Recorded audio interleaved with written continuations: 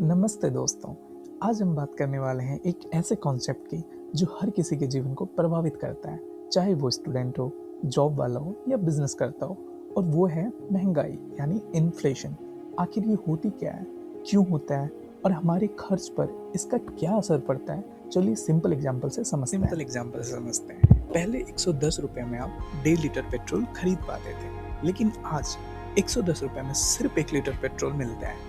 यानी समय के साथ चीजें महंगी हो गई और पैसे की वैल्यू कम हो गई। इसको हम इन्फ्लेशन कहते हैं। अब सवाल ये है कि चीजें महंगी होती क्यों है। एक बहुत बड़ा रीजन होता है कच्चा माल का महंगा हो जाना। मान लीजिए एक बिस्किट फैक्ट्री को मैदा, चीनी, तेल सब चाहिए। अगर ये रॉ मटेरियल महंगी हो जाती है तो फैक्ट्री का खर्चा बढ़ जाता है और वो अपने बिस्किट के प्राइस को बढ़ा देती है। यानी जब बनाने की कॉस्ट बढ़ती है तो मार्केट में प्राइस भी ऊपर चली जाती है। इसी को हम कॉस्ट पुश इन्फ्लेशन कहते हैं। दूसरा रीजन समझते हैं, डिमांड पुल इन्फ्लेशन।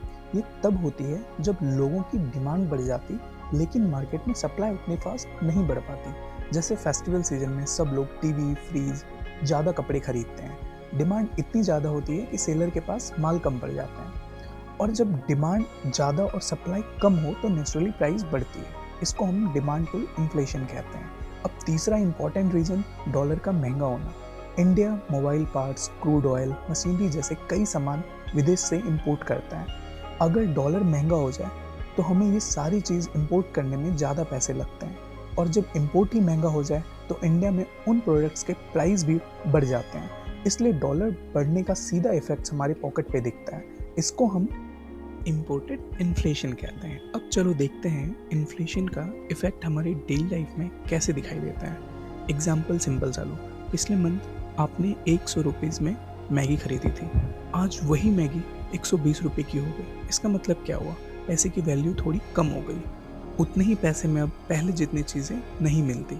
एक मेजर नेगेटिव इम्पैक्ट ये होता है कि हाउस होल्ड बजट टाइट हो जाता है। ग्रोसरीज, पेट्रोल, वेजिटेबल सब थोड़ा थोड़ा महंगा हो जाता है और मंथली एक्सपेंसेस इंक्रीज हो जाती है। लेकिन एक पॉजिटिव साइड भी होता है। अगर इकोनॉमी में माइल्ड इन्फ्लेशन होता है तो बिजनेसेस ग्रो करते हैं, कंपनियां ज़्यादा इन्वेस्ट करती हैं, जॉब क्रिएट होते हैं। तो इन्फ्लेशन का ओवरऑल इफेक्ट यही है। डेली लाइफ में थोड़ा प्रेशर क्रिएट होता है लेकिन एक हेल्दी इन्फ्लेशन इकोनॉमी को चलाने में हेल्प भी करता है। अब बात करते हैं गवर्नमेंट का रोल, यानी इन्फ्लेशन को कंट्रोल करने का तरीका।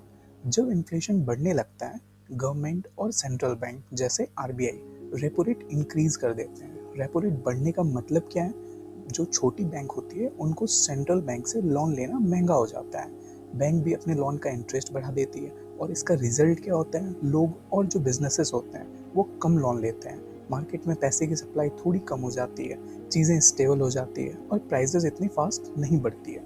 और जब इकोनॉमी स्लो डाउन होता है या मार्केट में डिमांड कम हो जाती है तो गवर्नमेंट रेपो रेट कट कर देती है। इससे बैंक के लिए लोन सस्ता हो जाता है, लोग और बिजनेसेस ज़्यादा पैसा लेने लगते हैं, मार्केट में मनी सर्कुलेट होता है और इकोनॉमी को पुश मिलता है। सिंपल वर्ड्स में रेपो रेट से गवर्नमेंट मार्केट में पैसा को कंट्रोल करती है और इन्फ्लेशन को बैलेंस रखता है।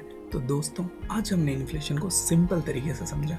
ये क्या होता है, हमारी डेली लाइफ को कैसे इफेक्ट करता है और गवर्नमेंट रेपो रेट के थ्रू इकोनॉमी को कैसे बैलेंस करती है।